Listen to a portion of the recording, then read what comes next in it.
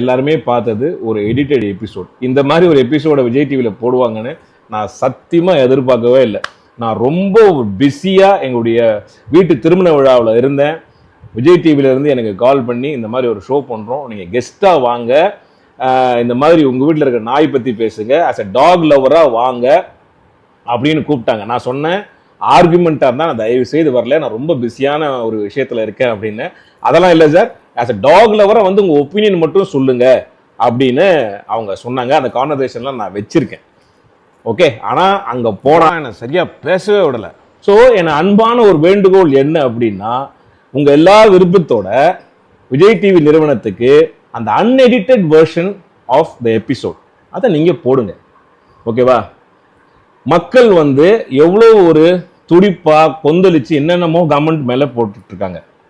So இது வந்து எவ்வளோ எனக்கு எதிராகவும் டாக் லவ்வர்ஸுக்கு எதிராகவும் எவ்வளோ மோசமாக அந்த விமர்சனங்கள் போயிட்டுருக்கு. ஆக்சுவலாக நான் நிகழ்ச்சிக்கு வந்ததுக்கான முதன்மை காரணம் நான் வந்து டாக் மேலே வச்சிருக்கிற அன்பும் பற்றும் தான் முதல் காரணம். ரெண்டாவது, இந்த மாதிரியான ஒரு சென்சேஷனல் இஷ்யூ போயிட்டு இருக்கும்போது டாக் ஹேட்டர்ஸுக்கும் சரி டாக் லவர்ஸ்க்கும் சரி பொதுவாக இந்த சமுதாயத்துக்கு நம்ம இந்த விஷயத்தில் ஒரு தீர்வு கிடைக்கும் அப்படின்ற ஒரு நம்பிக்கையில் தான், அதுவும் கோபியுடைய ஷோ அப்படின்னு நம்பிக்கையில் தான் நான் வந்து என்னோட நேரத்தை ஒதுக்கி அந்த இடைப்பட்ட நேரத்தில் வந்து நிகழ்ச்சிக்கு வந்து அது எல்லாருக்குமே தெரியும். ஆச்சரியமே கேட்டாங்க, என்ன சார் வீட்டில் கல்யாணம் வச்சுட்டு நீங்கள் வந்தீங்களா நாய்க்காக அப்படிலாம் கேட்டாங்க. ஆனால் எபிசோட் பண்ணும்போது பார்த்தீங்களா 9 மணிக்கு மேலே வரக்கூடாது, அதை மட்டும் போட்டாங்க. நல்லா நீங்கள் பாருங்கள், நான் சொல்லியிருக்கிற விஷயம் வந்து 3 பகுதியாக நான் பேசினது. ஒன்று வந்து நாயினுடைய குணம், ரெண்டாவது நம்முடைய பிஹேவியர், மூணாவது அதுக்கான தீர்வு. அந்த தீர்வையும் நம்முடைய பிஹேவியரையும் சொன்னதை வந்து அவங்க போடவே இல்லை. 9 மணிக்கு மேலே நாய்க்கு தெரியாது நீ நல்லவனா கெட்டவனா அப்படின்னு, அது டெரிட்டரியில் மார்க் பண்ணி வச்சிருக்கோம். வந்தா கொலைக்கும் கடிக்கும் புது ஆள் வந்தா அப்படின்றது தான் நாங்கள் பதிவு பண்ணேன்.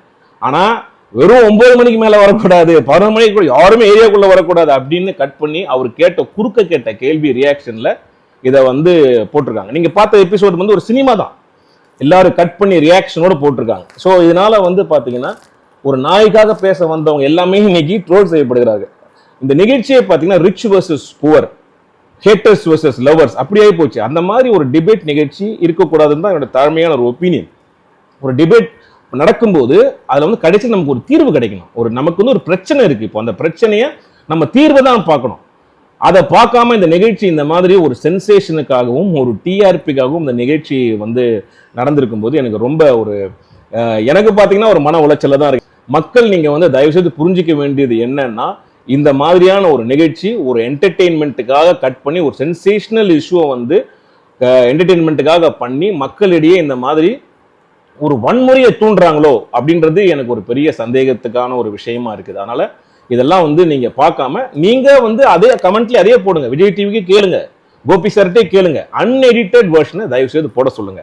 அப்படி போட்டாங்கன்னா உங்களுக்கு முழுசா தெரியும். அது போடுவாங்களான்ற ஒரு கேள்விக்கு இருக்குல்ல. அதே மாதிரி முக்கியமா வந்து ஒரு பாதிக்கப்பட்டவங்களை வச்சு ஒரு நிகழ்ச்சி பண்றது, அதுவும் ஒரு ஸ்பான்சர்ட் நிகழ்ச்சியை பண்றது எந்த விதத்துல நியாயம்? அந்த கேள்வியும் நம்ம கேட்கணும்ல. நான் எபிசோட் பார்க்கும்போது தான் தெரிஞ்சது. ஏன்னா நான் அந்த நிகழ்ச்சிக்கு வந்து எல்லா ஷூட்டிங் முடிஞ்சு கடைசியில் தான் நான் வந்து ஜாயின் பண்ணேன். ஸோ எனக்கு வந்து அங்கே என்ன நடந்ததுன்னு தெரியல. நல்ல விஷயத்த ஒரு தீர்வா ஒரு விஷயத்த ஒரு எபிசோட போடாம இது வந்து ஒரு பிரச்சனையா உருமாறி இருக்கு. ஸோ அதனால பதில் கொடுக்க வேண்டிய கட்டாயத்தில் நாங்கள் இருக்கோம். அதனால நான் அன்பா எல்லாருக்குமே சொல்றேன், யாரையுமே எதிர்த்து நான் எதுவுமே பேசவே இல்லை. நீங்க யாரும் இங்கே வராதீங்க, ஏன் வரீங்க அப்படின்ற மாதிரியான விஷயங்கள் அந்த அர்த்தத்தில் ஒரு ஹார்ட்லெஸ்ஸா நான் பேசவே இல்லை. நாயினுடைய குணத்தை மட்டும்தான் அப்படிதான் நாய் பிஹேவ் பண்ணோம். ஒரு தெருநாய் அப்படிங்கிறது ஒரு பதட்ட நிலையிலேயே எப்பவுமே இருப்பாங்க. இந்த விஷயங்கள் எல்லாம் சொன்னேன், நிறைய விஷயங்கள் சொன்னேன், எங்க வீட்டு நாயை பத்தி சொன்னேன். இதெல்லாம் எதுவுமே அவங்க போடலை. பொதுமக்கள் யாரும் தயவுசெய்து என்ன தப்பா நினைக்காதீங்க. அப்படியே நீங்க என்னுடைய பேச்சால உங்களுக்கு யாருக்காவது காயமடைந்தீர்கள், பாதிக்கப்பட்டவர்கள், உங்களுக்கு அது தப்பா தோணுச்சுன்னா தயவுசெய்து என்னை மன்னிச்சிடுங்க. நான் அந்த மாதிரியான எந்த வித ஒரு எண்ணத்திலையுமே நான் இதில் கலந்துக்கல. மனிதர்கள் மேல இருக்க அன்பினாலையும் நாயின் மேல இருக்கக்கூடிய அன்பினாலையும் நம்ம இது ரெண்டுத்துக்குமே ஒரு தீர்வு கிடைக்கும் அப்படின்ற ஒரு நோக்கத்தை நான் நிகழ்ச்சிக்கு போனேன். ஆனால் நான் போன எண்ணமும் வேற, அங்கே நடந்தது வேற. அதனால தயவுசெய்து நீங்க இதை எல்லாரும் புரிஞ்சுப்பீங்கன்னு நினைக்கிறேன். உங்கள் அன்பை என்றும் நாடும். படவா கோபி. நன்றி. Love you.